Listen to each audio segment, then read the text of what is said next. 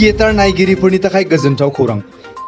तामुलपुर जिल्लानि सिङाव थानाय 3 नं खोला देफेलि बियाब बाथौ गौथुमनि हांख्रायनायाव 2 नं खोला गान्धीबारि गुदि फरायसालिनि सिथ्लायाव गोदानै जोनोम मोननाय पाम्पुलि गयारी बिथांनि दैदेननाय आयराखि थियेटारखौ 24 सेप्तेम्बरनिफ्राय 26 सेप्तेम्बरसिम हरथामनि हाबाफारि लानानै दिन्थिफुंगोन। 3 नं खोला देफेलि बियाब बाथौ गौथुमनि गाहाय नेहाथारि अर्गेश्वर बसुमतारिया फोरमायोदि 3 नं खोला देफेलि बियाब बाथौ गौथुमनि मुङै थानाय बाथौ मन्दिरखौ लुफुंनो थाखाय बे आयराखि थियेटारखौ हांख्रायनाय जादों। बेनिखायनो तामुलपुर जिल्ला बर' हारिमु सिबियारि रायजो राजाफोरखौ लोब लोब फैनानै आयराखि थियेटार दिन्थिफुंनायाव मदद होफैनो खावलायहरदों। आं गिबियावनो जोंनि हारिमु सिबियारि रायजो राजाफोरनिसिम गिबियावनो आंनि अननाय आरो खुलुमनायखौ बर' रायजो राजानि जानानै आं खुलुमग्रोबाय।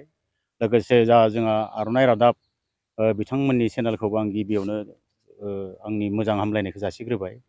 दा जोङो नोंथांमोननि गेजेरजों मोनसे खोथाखौ बुंनो नागिरोदि जोङो 3 नं खोला देफेलि बियाब बाथौ गौथुमा गान्धीबारियाव थानाय बाथौ मन्दिरखौ लुफुंनो थाखाय जोङो बै पाम्पुलि गयारीया दैदेननाय आयराखि थियेटारखौ सानथामनि हाबाफारि लानानै जोंनि नैबे गान्धीबारि सारि सकआव 2 नं गुदि फरायसालियाव जोङो बिथांमोनखौ खावलायनाय जादों।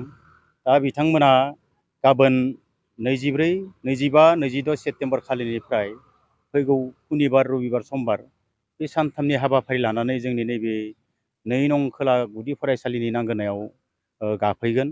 ओंखायनो जोङो मोनसे बाथ्राखौ खावलायनो लुगैयोदि जाहाथे जोंनि बर' हारिनि जोंनि बियाबनि मन्दिरा जों दाबो लुफुंजोबनो हायाखै। बे लुफुंनायनि थाखायनो बर' रायजो राजाफ्रा जाहाथे जोंनि बे पाम्पुलि गयारीया दैदेननाय बे थियेटारखौ गासै रायजो राजाफ्रा जाहाथे जोंनि मन्दिरखौ दाफुंनायाव हेफाजाब होनो थाखाय बर' रायजो बे हारिमु सिबियारि रायजो राजाफोरा लैहोर लैहोर फैनानै जोंनि नैबे सारि सकआव गाफैनाय गाबोन सुनिबार खालिनि बे नायजाब बे गिबि दिन्थिखालिनि गिबि नायजाबा जाबाय जोंनि बे पाम्पुलि गयारीनि लिरनाय आरो दैदेननाय बे फाखन होननाय थुनफावथायखौ दिन्थिगोन। बे फाखनखौ नायफैनो थाखाय जों 6 बाजिनाय लोगो लोगो दिन्थिनाय जागोन।